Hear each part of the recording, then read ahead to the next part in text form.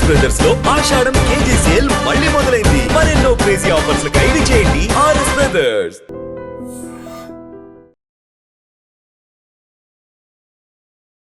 నమస్తే, welcome to I dream talking point with Kavitha.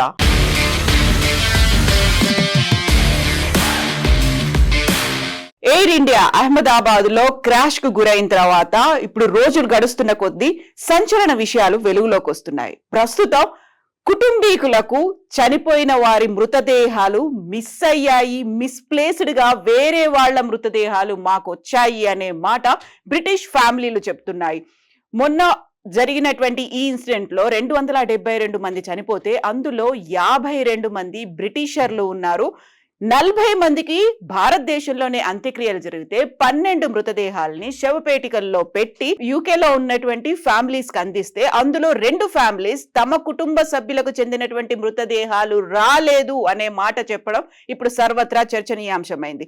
Actual గా ఇలాంటి మిస్ప్లేస్మెంట్ ఎందుకు జరిగింది? 1500 డిగ్రీల సెల్సియస్ లో ఆ రోజు బాడీస్ అన్ని దగ్ధమైపోయాయి, కంప్లీట్ గా ఉడికిపోయాయి, కాలిపోయి గుర్తుపట్టలేని సిచ్యువేషన్ లో ఉన్నప్పుడు డిఎన్ఏ టెస్ట్ చేయాల్సినటువంటి పరిస్థితి ఏర్పడింది. అక్కడున్న ప్రతి ఒక్కరికి డిఎన్ఏ టెస్ట్, వాళ్ళ ఫ్యామిలీతో బ్లడ్ రిలేషన్ తో ఉన్న వాళ్ళకి బ్లడ్ శాంపిల్స్ తీసుకొని టెస్ట్ చేసిన తర్వాత మాత్రమే అందరికీ మృతదేహాలని అప్పగించాము అని చెప్పినప్పటికీ ఇప్పుడు ఇది మోర్ కన్సర్న్డ్ ఇష్యూగా తయారైంది. యాక్చువల్ గా అహ్మదాబాద్ లో ఫ్లైట్ క్రాష్ అయిన తర్వాత ఇమ్మీడియట్ గా 2 days లోనే మృతదేహాలన్నిటినీ తీసుకొచ్చారు డిఎన్ఏ శాంప్లింగ్ కోసం. అక్కడి నుంచి యూకే నుంచి పోర్చుగల్ నుంచి కూడా రిలేటివ్స్ ని పిలిపించుకున్నారు, డిఎన్ఏ టెస్ట్ల కోసం శాంపిల్స్ తీసుకున్నారు, బ్లడ్ శాంపిల్స్ ఇవన్నీ తీసుకున్న తర్వాత ఇమ్మీడియట్ గా డిఎన్ఏ టెస్ట్లు అయిపోయాయి. అందరికి ఫ్యామిలీ మెంబర్స్ కి డెడ్ బాడీస్ ని అప్పగిస్తే ఇప్పుడు బ్రిటిష్ కి చెందినటువంటి 2 ఫ్యామిలీస్ ఒకటి అంత్యక్రియలు చేయడానికని శవపేటికను తెరిచి చూసిన తర్వాత అక్కడున్నటువంటి మెడికల్ డాక్టర్ ఎగ్జామిన్ చేస్తే అది వాళ్ళ ఫ్యామిలీ మెంబర్ది కాదని తెలిసిందని, ఇంకొక ఫ్యామిలీ కూడా శవపేటికను ఓపెన్ చేసిన తర్వాత 2 శరీర భాగాలకి సంబంధించి ఇద్దరికి సంబంధించినటువంటి శరీర భాగాలు అందులో ఉన్నాయి. ఒక పర్సన్ వి మాత్రం కాదు, 2 పర్సన్స్ కి చెందినటువంటి శరీర భాగాలు మా ఇంటికి వచ్చాయి అనే మాటతో వాళ్ళు 2 ఫ్యామిలీస్ ఆ ఇద్దరికి ఖననం జరపలేదు, అంత్యక్రియలు జరపలేదు అనే మాట కీస్టోన్ లా ఫర్మ్ అడ్వకేట్స్ భారతదేశానికి విన్నవించారు. యాక్చువల్ గా ఇక్కడ ఏదో జరిగింది, మిస్ప్లేస్మెంట్ అయింది, జరగాల్సినటువంటి ఇన్వెస్టిగేషన్ ప్రాపర్ గా జరగలేదు అనేది యూకేకి చెందినటువంటి డైలీ మెయిల్ దినపత్రిక కూడా ప్రచురించింది. కన్సర్న్స్ వ్యక్తమవుతున్నాయి కాబట్టి దీని గురించి మీరు ఆలోచించాల్సినటువంటి అవసరం ఉంది అని భారతదేశానికి విదేశాంగ శాఖకి లెటర్ రాసింది కీస్టోన్ లా ఫర్మ్. అందులో doctor Fiona Wilcox inner west London చెందినటువంటి ఈ మెడికల్ ఎగ్జామినర్ చేసినటువంటి టెస్ట్లో ఎప్పుడైతే ఇన్సిడెంట్ జరిగిందో అప్పటి నుంచి అక్కడ ఉన్నటువంటి ఫ్యామిలీస్ తో డాక్టర్ ఫియోనా టచ్ లో ఉన్నారు. చివరికి ఇంటికి డెడ్ బాడీస్ వచ్చాయి, కాఫిన్ లో వచ్చిన తర్వాత వాటిని చెక్ చేస్తే డిఎన్ఏ మ్యాచ్ అవ్వలేదు అనే మాటని కీస్టోన్ లా ఫర్మ్ కూడా ఎక్స్ప్రెస్ చేసింది. 1500 డిగ్రీల సెల్సియస్ లో ఈ మొత్తం డెడ్ బాడీస్ అన్ని దహనం అయిపోయిన తర్వాత వాటిని కేవలం దంతాలతో మాత్రమే డిఎన్ఏ శాంప్లింగ్ చేయాల్సినటువంటి పరిస్థితి. కొంతమందికి ఎముకలు మాత్రం మిగిలాయి, కొంతమందికి కేవలం దంతాల నుంచే డిఎన్ఏ శాంప్లింగ్ చేశారు. సో వీటిని చాలా వరకు ప్లాస్టిక్ కంటైనర్స్ లో పంపించారు, కాఫిన్స్ లో కూడా పెట్టలేదు, శవపేటికల్లో కూడా పెట్టలేదు అనే మాటని డైలీ మెయిల్ అయితే ప్రచురించింది. దీనికి ఓవరాల్ గా అక్కడున్నటువంటి అహ్మదాబాద్ లో ఉన్నటువంటి సివిల్ హాస్పిటలే డిఎన్ఏ టెస్టులను చేసింది. 40 మంది డాక్టర్ల బృందం directorate of forensic sciences DFS నుంచి, అలాగే నేషనల్ ఫోరెన్సిక్ సైన్సెస్ యూనివర్సిటీ నుంచి 40 మంది డాక్టర్ల బృందం అక్కడ ఫోరెన్సిక్ పరీక్షలు నిర్వహించారు. దీంతో పాటుగా 50 మంది నిపుణులు డిపార్ట్మెంట్ ఆఫ్ కమ్యూనిటీ మెడిసిన్, ఆ తర్వాత మైక్రోబయాలజీ, బయోకెమిస్ట్రీ, పాథాలజీ నుంచి దాదాపుగా 50 మంది నిపుణులు రక్త పరీక్షలను నిర్వహించి బీజే మెడికల్ కాలేజీలో నిర్వహించారు. ఈ శాంప్లింగ్ రిపోర్ట్స్ అన్నిటినీ కూడా కాఫిన్స్ తో పాటుగా యూకేకి పంపించారు.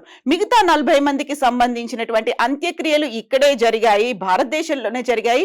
12 మాత్రం పంపిస్తే ఇప్పుడు అందులో ఇద్దరి దగ్గర నుంచి ఒక డౌట్స్ వ్యక్తం అవుతున్నాయి. మా ఫ్యామిలీ మెంబర్ డెడ్ బాడీ మా దగ్గరికి రాలేదు. ఇంకొక కాఫిన్ లో అయితే వేరే వ్యక్తికి సంబంధించినటువంటి అవశేషాలు కూడా అందులో వచ్చాయి. కాబట్టి ఆ థర్డ్ పర్సన్ కూడా ప్రాపర్ గా జరగలేదేమో. అయితే భారతదేశానికి చెందినటువంటి మినిస్ట్రీ ఆఫ్ ఎక్స్టర్నల్ అఫైర్స్ విదేశాంగ మంత్రికి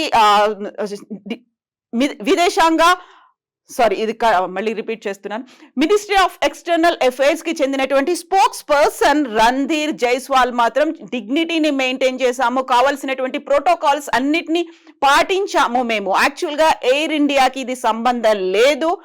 దీన్ని కంప్లీట్ గా అహ్మదాబాద్ సివిల్ హాస్పిటల్ ఆధ్వర్యంలోనే ఫోరెన్సిక్ పరీక్షలు అనేవి జరిగాయని చెప్పినప్పటికీ కెన్సన్ ఇంటర్నేషనల్ ఎమర్జెన్సీ సర్వీసెస్ కి చెందినటువంటి సర్వీసెస్ ని అహ్మదాబాద్ సివిల్ హాస్పిటల్ యూజ్ చేసుకుంది. వీటన్నిటిని ప్రాపర్ గా వాటిని ప్యాక్ చేసి ఎక్స్పోర్ట్ చేసి వాళ్ళకి ఫ్యామిలీస్ కి అందించడానికి ఈ ఇంటర్నేషనల్ సర్వీసెస్ ఏజెన్సీని యూజ్ చేసుకున్నాము అని రణ్ధీర్ అయితే చెప్తున్నారు. యాక్చువల్ గా ఈ డైలీ మెయిల్ ఈ కథనాన్ని ప్రచురించిన తర్వాత ఇప్పుడు బోల్డ్ అన్ని డౌట్స్ వస్తున్నాయి.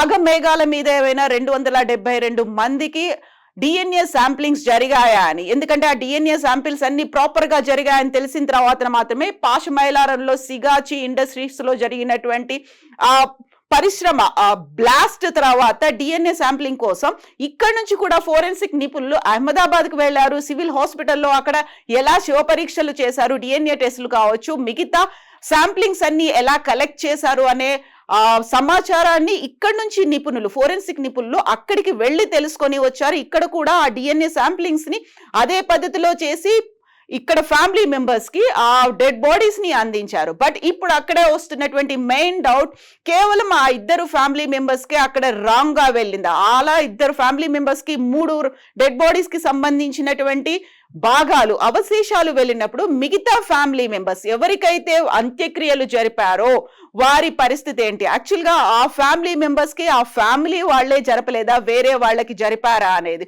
సో దీనికి ప్రధానమైనటువంటి కారణం అక్కడ జరిగినటువంటి శివ పరీక్షలు, మెడికల్ ఇన్వెస్టిగేషన్ అనేది అక్కడ కూడా జరిగింది. దానికి సంబంధించి ఇన్నర్ వెస్ట్ లండన్ లో ఉన్నటువంటి మెడికల్ డాక్టర్ చేసినటువంటి పరీక్షల్లో వెల్లడైనటువంటి విషయాలు. యాక్చువల్ గా ఇక్కడ వస్తున్నటువంటి డౌట్స్ ఆల్రెడీ ఇక్కడ శవ దహనాలు అయిపోయాయి, ఖననం చేశారు, ఆ తర్వాత ఏం చేస్తారు?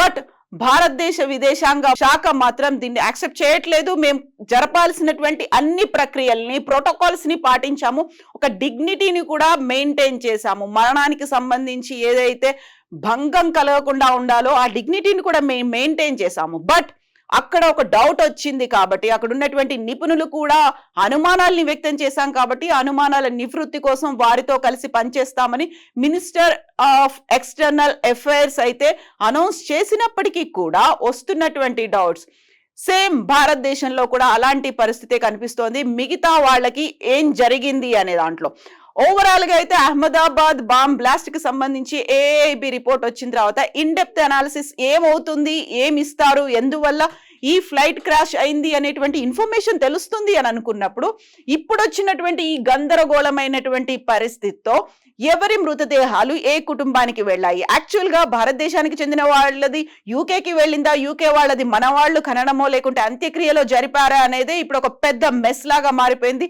ఇక్కడ ఉన్నటువంటి ఈ కన్ఫ్యూజన్ ని క్లియర్ చేయాలి అంటే మళ్ళీ ఒకసారి డిఎన్ఏ పరీక్షలు చేసి అప్పుడు నిర్ధారణకు వస్తారు. ఆల్రెడీ శాంపిల్స్ అనేవి ఉన్నాయి, ప్రతి ఒక్కరి డేటా అనేది అహ్మదాబాద్ సివిల్ హాస్పిటల్ దగ్గర ఉంది కాబట్టి వీటికి సంబంధించినటువంటి ఇన్ఫర్మేషన్ క్లారిటీ ఎప్పటికిస్తారు అనేది ఎదురు చూడాలి. ఇప్పటికైతే మేము ప్రాపర్ గానే ఇన్వెస్టిగేషన్ చేశాము, అన్ని ప్రోటోకాల్స్ పాటించామని చెప్పినప్పటికీ ఉన్నటువంటి కన్సర్న్స్ ని అడ్రస్ చేస్తాము, వాళ్ళకి సహకరిస్తాము, సహాయం చేస్తాము అనే మాట అయితే భారతదేశ విదేశాంగ శాఖ నుంచి వచ్చింది. ఓవరాల్ గా ఉన్నటువంటి ఈ కన్ఫ్యూజన్ గురించి యాక్చువల్ గా తుది ఫలితం ఒక కంక్లూడింగ్ పాయింట్ కి ఎప్పుడు చేరుకుంటారు అనేది సందేహమే. బట్ ఈ కన్ఫ్యూజన్స్ గురించి మీరేమనుకుంటున్నారో కామెంట్స్ రూపంలో తెలియచేయండి. నిజంగా ప్రస్తుతం ఉన్నటువంటి సమాజం దేనికి ప్రయారిటీ ఇస్తుంది? ఆర్థిక సంబంధాల చుట్టూ మాత్రమే తిరుగుతోంది. మళ్ళీ ఎన్నికలంగానే చాలా విరక్తి కలుగుతున్నాం. మంచి అనిపిస్తుంది కదా, లేడీస్ కూడా ఛాలెంజింగ్ జాబ్స్ చేసినప్పుడు చాలా బాగుంటది. ఫుడ్ డెలివరీ ఇవ్వటానికి వెళ్ళినటువంటి డెలివరీ బాయ్ అనిల్ పై కళ్ళ ముందు పెళ్ళండి